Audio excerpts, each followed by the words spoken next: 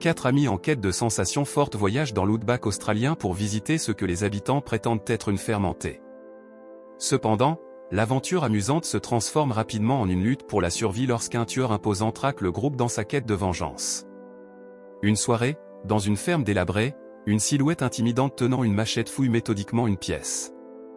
Sous les planches du sol, le terrifié Jaco se déplace silencieusement dans l'espace souterrain pour s'assurer que le tortionnaire ne l'entende pas. Quelques instants plus tard, il est réuni avec sa petite amie terrifiée, Sally, qui lui demande en larmes si leur ami Toby est mort. Il confirme tristement que tous leurs compagnons sont partis. Bien que la femme suggère qu'il se cache jusqu'à ce que le tueur parte, Jaco insiste pour qu'il trouve une arme pour se défendre. Cependant, juste au moment où l'homme sort de l'espace souterrain, le tortionnaire lui décapite la tête avec la machette et la jette à la Sally qui hurle. Elle tente de s'enfuir, mais le tueur l'attaque avec sa grande machette, mettant fin à sa vie. Le lendemain, Jason est assis près de la piscine avec son ami Mick et sourit en voyant sa petite amie Natasha allongée sur une bouée dans l'eau. Quelques secondes plus tard, l'homme suggère qu'ils partent tous en road trip, mais lorsque son ami dit qu'il ne partira nulle part seul avec juste le couple, la femme répond qu'elle demandera à Mélanie de les accompagner. Pendant que Natasha appelle son ami, Mick raconte à Jason l'histoire d'une ferme hantée dans l'outback australien appelée la ferme de Charlie. Il ajoute que selon la légende, dans les années 1980, les habitants ont tué la famille qui y vivait. Il leur propose de se rendre à cette propriété de 100 000 acres puisque son ami a toujours voulu visiter la maison lugubre. Jason accepte immédiatement le plan mais dit à Mick de ne rien dire aux femmes jusqu'à ce qu'ils arrivent.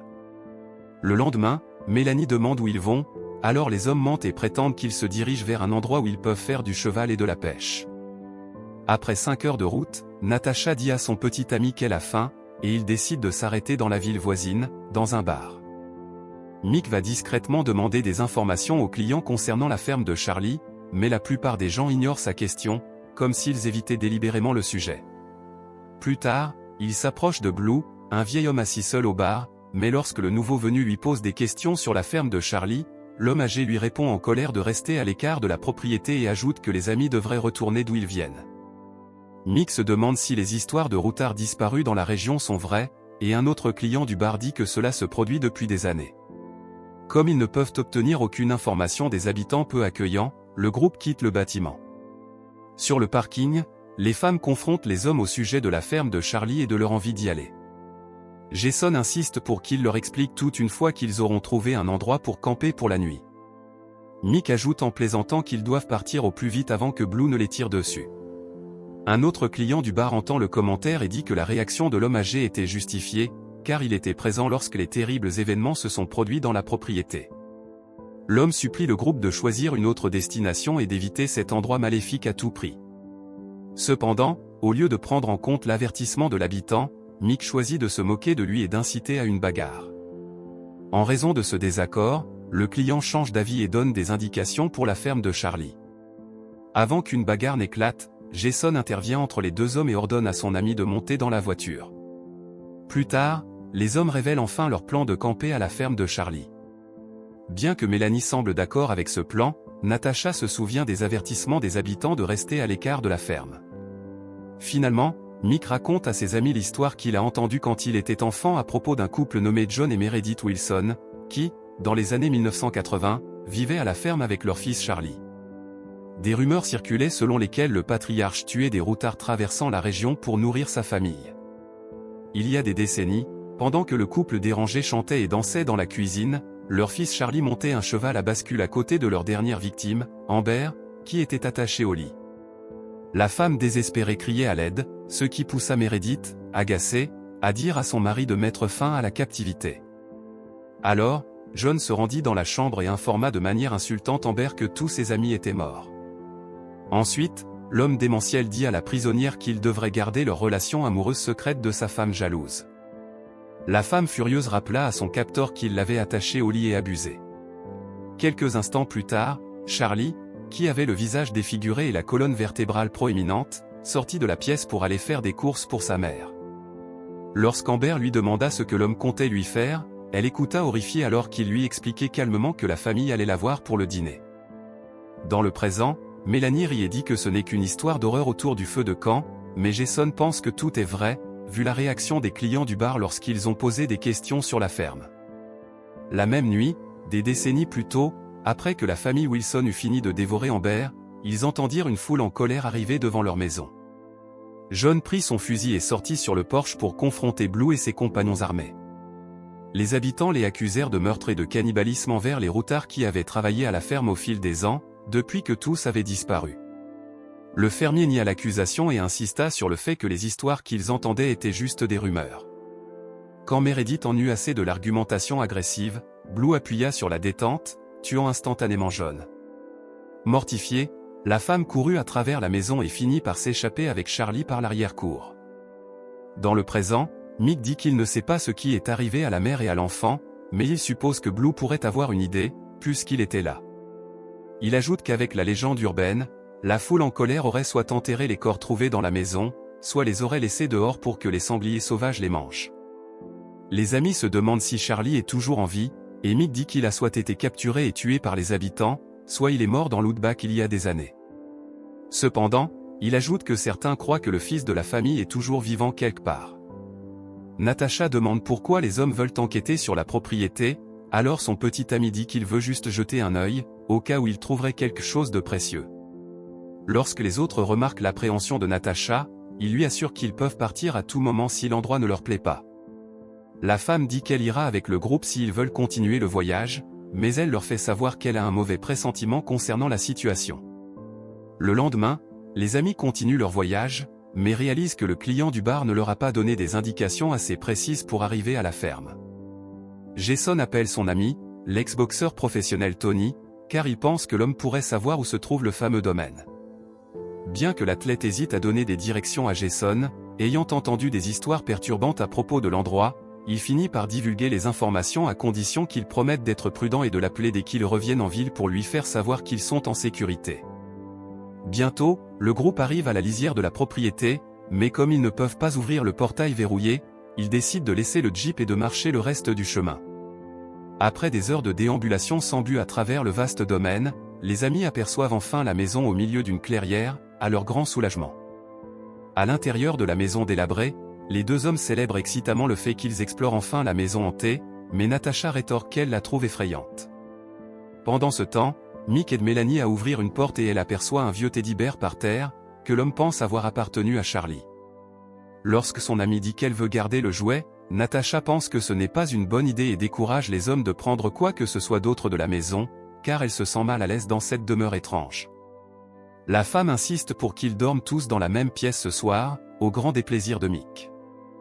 Des décennies plus tôt, Blue et les autres habitants du village entrèrent dans la maison des Wilson après que Meredith et Charlie s'étaient échappés, et ils tombèrent sur le corps mutilé d'Amber dans la chambre, et trouvèrent les cadavres des autres routards disparus dans un placard. Pendant ce temps, la mère ordonna à son fils de se cacher dans la grange et de ne pas sortir, car les horribles hommes allaient le capturer. Finalement, la foule en colère retrouva Meredith et se mit à la battre et l'interroger sur l'endroit où se trouvait Charlie. Cependant, la femme mentit et dit que son enfant était décédé depuis 12 mois. Pendant que le garçon se cachait dans l'ombre, il observa silencieusement les habitants battre et torturer sa mère jusqu'à la mort. Dans le présent, Jason demande aux autres s'ils veulent aller explorer, mais même son meilleur ami n'ose pas se promener dans le domaine hanté au milieu de la nuit. Des heures plus tard, alors que Mélanie câline le teddy-bear, elle voit somnolente une silhouette sombre se dessiner près de l'entrée, mais elle pense qu'elle rêve et se rendort immédiatement. Le lendemain, les amis réalisent qu'ils ont dormi jusqu'à midi, ce qui pousse Jason à motiver ses compagnons paresseux à se lever pour commencer l'exploration.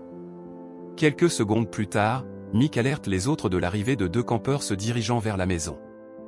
Les nouveaux venus, Gordon et sa petite amie Alisa, expliquent qu'ils ont entendu parler de la ferme par d'autres routards qu'ils ont rencontrés il y a 4 semaines. Jason se demande s'ils sont encore sur la propriété, et Gordon dit qu'il n'est pas sûr, mais que la dernière fois qu'ils se sont parlé, ils se dirigeaient vers la ferme de Charlie. Comme ils n'ont pas encore pris de petit déjeuner, Natasha invite le couple à se joindre à eux pour le repas. Pendant que le groupe mange, les femmes se lient d'amitié en évoquant le fait que leurs partenaires les ont emmenés dans cet endroit effrayant. Quelques instants plus tard, Mélanie cherche le teddy-bear dans son sac, espérant le montrer à Alisa, mais elle ne le trouve nulle part. Natasha demande aux hommes s'ils ont volé le jouet pour faire une blague. Perplexe, Jason et Mick jurent qu'ils ne l'ont jamais touché, et ce dernier plaisante en disant qu'il a probablement pris vie la nuit dernière et est retourné dans la chambre. Mélanie partage qu'elle a vu une silhouette sombre près de l'entrée la nuit dernière, mais les hommes balaient cela d'un revers de main en disant que ce n'était qu'un mauvais rêve. Plus tard, le groupe se divise en 3 paires afin de couvrir plus de terrain, car ils partent demain matin. Finalement, Mick et Mélanie tombent sur l'entrée d'une mine et remarquent l'odeur nauséabonde venant du trou en observant la fente sombre dans le sol. La femme émet l'hypothèse qu'il pourrait y avoir une carcasse d'animal au fond, expliquant l'odeur horrible. Pendant ce temps, les autres 4 arrivent dans une clairière près d'un ruisseau et conviennent de se retrouver là dans quelques heures. À l'insu du groupe, un stalker se cache derrière les arbres et les observe de loin. Plus tard dans l'après-midi, Mick et Mélanie arrivent à un lac tranquille et l'homme, enthousiaste, invite flirtant la femme à le rejoindre dans l'eau. Pendant ce temps, Gordon et Alyssa découvrent une grange avec une porte verrouillée, alors ils se dirigent vers l'arrière pour trouver un autre moyen d'entrer. Dans un tas de ferraille à l'extérieur du bâtiment, l'homme prend une hache, la fait tournoyer avec excitation et dit qu'ils doivent revenir la chercher plus tard. Finalement, ils entrent dans la grange par une porte déverrouillée et Alyssa remarque immédiatement l'odeur de carcasse dans une pièce. Le couple trouve un lit et, bien que celui-ci soit vieux et en désordre, la femme se demande si quelqu'un y a dormi récemment. Voyant l'air effrayé de sa petite amie, Gordon lui dit qu'il devrait probablement retourner en arrière et dire aux autres ce qu'ils ont vu, pour son grand soulagement. Cependant, juste au moment où l'homme sort de la grange, quelqu'un swing violemment la hache dans sa poitrine, mettant fin à sa vie.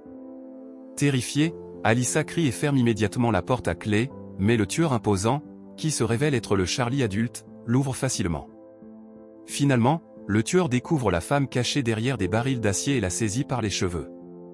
Pour l'empêcher de crier et de se débattre, Charlie la frappe à la tête contre un tracteur, la rendant inconsciente. Puis, le tueur sadique couche la femme sur le sol et écrase sa tête sous la roue du tracteur. Parallèlement, Jason et Natasha trouvent une autre grange dans une autre partie du domaine, mais elle choisit de rester dehors tandis que son petit ami entre dans le bâtiment effrayant. En ville, Tony, inquiet, ne peut se défaire de la mauvaise impression qu'il a sur le camping de ses amis à la ferme de Charlie, alors, bien que sa femme lui dise d'attendre 2 jours pour un appel téléphonique de Jason les rassurant, le boxeur décide de se rendre sur place pour s'assurer que tout va bien. Pendant ce temps, alors que Mick et Mélanie profitent de leur bain dans le lac, la femme aperçoit Charlie, imposant, les observant depuis le bord de l'eau. Bien qu'elle supplie son compagnon de rester et de ne pas confronter l'étranger terrifiant, Mick s'avance dans le lac et ordonne à l'homme de partir. Soudain, le tueur maîtrise habilement sa machette et tranche le membre de Mick, puis, utilisant l'organe tranché, met fin à la vie du pauvre homme. La femme, effrayée, crie et tente d'échapper à l'attaquant à travers les bois. Malheureusement, le tueur étonnamment rapide rattrape facilement Mélanie et la jette au sol, puis lui arrache la mâchoire inférieure, mettant fin à sa vie. Alors que le soleil se couche, Natasha s'inquiète pour son petit ami qui n'est toujours pas sorti de la grange, surtout qu'il ne répond pas quand elle appelle son nom. À la maison principale, Tony voit qu'il n'y a personne, mais aperçoit les noms des amis sur le mur, confirmant qu'ils ont passé la nuit dans la grange. La femme, bouleversée, appelle son bien-aimé et le trouve finalement caché sous une table. Lorsqu'elle lui demande en colère pourquoi il n'a pas répondu, l'homme effrayé lui dit de se taire, car il a vu quelqu'un d'autre dans la grange. Quelques instants plus tard, l'énorme homme passe près de leur cachette, ce qui pousse Jason à placer sa main sur la bouche de Natasha pour l'empêcher de faire plus de bruit, tandis que le couple cherche une issue. Tony arrive à la grange et pense que la silhouette imposante dans l'ombre est son ami Jason. Cependant, lorsque Charlie attaque, une violente bataille éclate entre les 2 hommes, et le boxeur utilise ses compétences pour surpasser initialement le tueur malgré le désavantage de taille. Finalement, Jason sort de sa cachette pour essayer d'aider Tony, mais le tueur met fin à la vie du boxeur en lui ouvrant la gorge, puis attrape Jason et le termine avec un couteau dans la gorge. De son dernier souffle, l'homme ordonne à Natasha de fuir. La femme terrifiée tente de s'échapper, mais le tueur la rattrape alors qu'elle se cache dans une voiture et l'assomme. Plus tard, Natasha reprend connaissance dans une boîte en bois dans une chambre souterraine. Elle enlève rapidement les liens autour de ses jambes et de son cou et donne un coup de pied dans les planches à l'intérieur de la boîte pour s'échapper. Alors qu'elle cherche une sortie, elle découvre les corps en décomposition des précédentes victimes de Charlie. Quelques instants plus tard, Natasha attend que le tueur s'éloigne avant de grimper l'échelle jusqu'à l'ouverture de la mine. À sa grande surprise, Blue l'aide à sortir du trou et lui demande si Charlie est toujours en vie et responsable de ce qui est arrivé à ses amis. Elle confirme que le tueur est dans la mine et qu'ils doivent partir immédiatement. Le vieil homme ordonne à Natasha de monter dans le camion de Blue, mais le tueur les rattrape et lance une hache dans le dos de Blue, mettant fin à sa vie. Réalisant qu'elle n'a pas d'autre choix que de se défendre, la femme prend le fusil du vieil homme et tire sur Charlie dans la poitrine, le tueur dément tombant au sol. Natasha tente de lui tirer dessus à nouveau, mais le fusil se bloque, alors elle le jette dans les hautes herbes. Déterminée à s'échapper, la femme tente d'ouvrir le camion de Blue, mais, à son horreur, Charlie survit à la balle et se tient juste derrière elle. Le tueur l'empale alors avec le fusil et le retire de l'autre côté, la déviscérant. Après que la femme soit tombée au sol, le triomphant Charlie balance son corps sans vie sur son épaule et retourne à la mine.